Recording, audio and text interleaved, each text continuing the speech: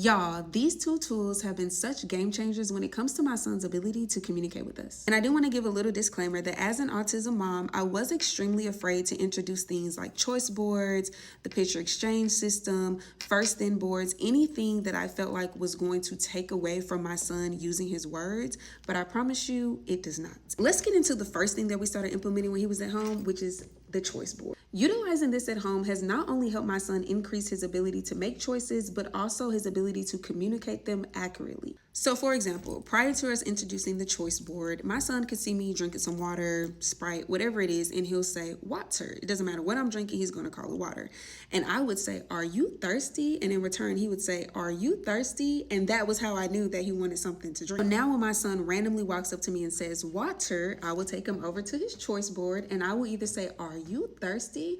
Or do you need help? He will either say thirsty or help. And then I'll ask him, what do you want? And he will either point to water or the juice. I wanted to emphasize the fact that even though he was sometimes saying water, he may select juice on his choice board because he is overgeneralizing the word water. He associates water with any drink, but because of the choice board, he is learning to differentiate between the two. So the more comfortable he became with the choice board and recognizing which icons went with which words, that's when we started to introduce the first then board. Now this has been a game changer when it comes to communicating with him what we want him to do. Before I keep going, I do want to give his BCBA a shout out because anytime she sends anything home for us to try, she always sends a how-to sheet on how to implement those things. As you can see, for my afternoon routine, one of the biggest things that we have been implementing also is potty, because if you're an autistic mom, you know that it takes a little minute to get them to learn how to use the potty. So I'll say first you're going to use the potty and then you're going to take a bath.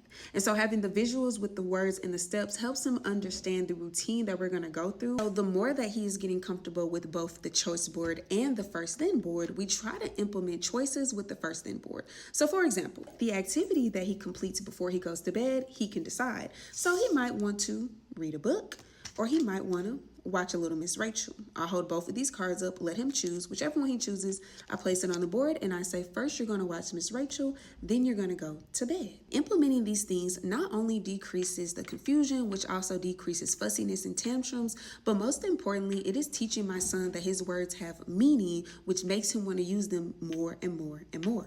If you plan on implementing some type of visual supports, I definitely recommend that you give these things a try, start small, and just increase from there. And as I always say, I know that every child is different. I know that every child's journey looks different, but since it has been so successful for us, I still wanted to share it with all my autism moms and dads out there. As always, that's enough for my TED Talk for today, child. I hope you guys enjoyed this video, and if you did, don't forget to like and share for more.